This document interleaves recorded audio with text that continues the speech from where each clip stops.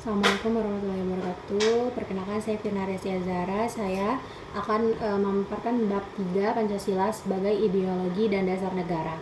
A. Pengertian ideologi. Ideologi adalah kumpulan gagasan, nilai, cita-cita, dan keyakinan yang menjadi pedoman bagi suatu bangsa atau negara dalam mengatur kehidupan bermasyarakat, berbangsa, dan juga bernegara. Ideologi berfungsi sebagai arah dalam mencapai tujuan nasional. B. Urgensi ideologi bagi suatu bangsa. Ideologi memiliki peranan penting karena menjadi dasar dalam menentukan arah dan tujuan bangsa. Ideologi juga mampu untuk mempersatukan masyarakat beragam, membentuk identitas nasional, menjadi pedoman dalam penyelenggaraan negara, serta menjadi sumber motivasi untuk mencapai cita-cita bersama. C. Ideologi berbagai negara.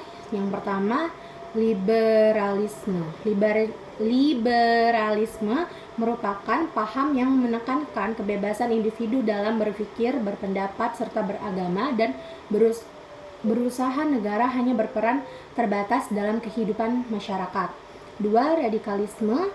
Radikalisme adalah paham yang menginginkan perubahan secara cepat dan mendasar, bahkan terkadang menggunakan cara-cara yang bertentangan dengan hukum atau kekerasan untuk mencapai tujuannya. Yang ketiga ada konservatisme, yaitu konservatisme ini merupakan paham yang mempertahankan nilai-nilai, adat istiadat, dan tradisi yang telah lama berkembang dalam masyarakat.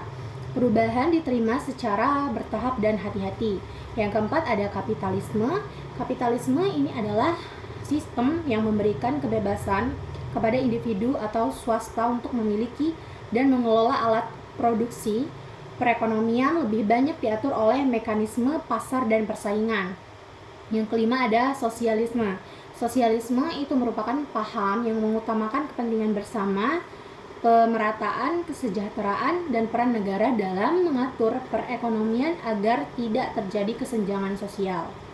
Yang selanjutnya D. Pancasila sebagai ideologi negara. Pancasila merupakan ideologi negara Indonesia yang berisi nilai-nilai luhur bangsa sebagai pedoman dalam kehidupan bermasyarakat, berbangsa, dan bernegara. Pancasila menjadi pemersatu bangsa Indonesia yang memiliki keberagaman suku, agama, budaya, dan juga bahasa.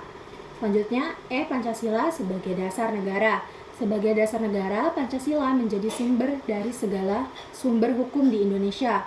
Semua peraturan perundang-undangan, kebijakan dan pemerintahan dan penyelenggaraan negara harus berlandaskan nilai-nilai Pancasila. Pancasila juga menjadi pedoman dalam menjalankan kehidupan berbangsa dan bernegara.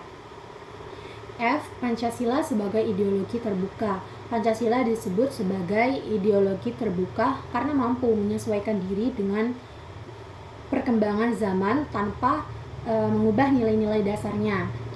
Dinamis artinya Pancasila dapat berkembang mengikuti perubahan masyarakat dan kemajuan ilmu pengetahuan serta teknologi tanpa meninggalkan nilai-nilai dasarnya. Reformatif artinya Pancasila itu mampu menjadi dasar dalam melakukan pembaruan atau perubahan menuju kehidupan yang lebih baik sesuai kebutuhan masyarakat dan juga sesuai dengan perkembangan zamannya. Jadi kesimpulannya, Pancasila itu merupakan ideologi sekaligus dasar negara Indonesia. Sebagai ideologi, Pancasila menjadi pedoman dalam mencapai tujuan bangsa. Sedangkan sebagai dasar negara, Pancasila itu menjadi landasan dalam penyelenggaraan kehidupan berbangsa dan bernegara. Karena sifat terbuka, dinamis, dan juga reformatif, Pancasila tetap relevan menghadapi perkembangan zaman tanpa kehilangan nilai-nilai luhur yang menjadi jati diri bangsa Indonesia. Pemaparan materi telah selesai, saya akhiri. Wassalamualaikum warahmatullahi wabarakatuh.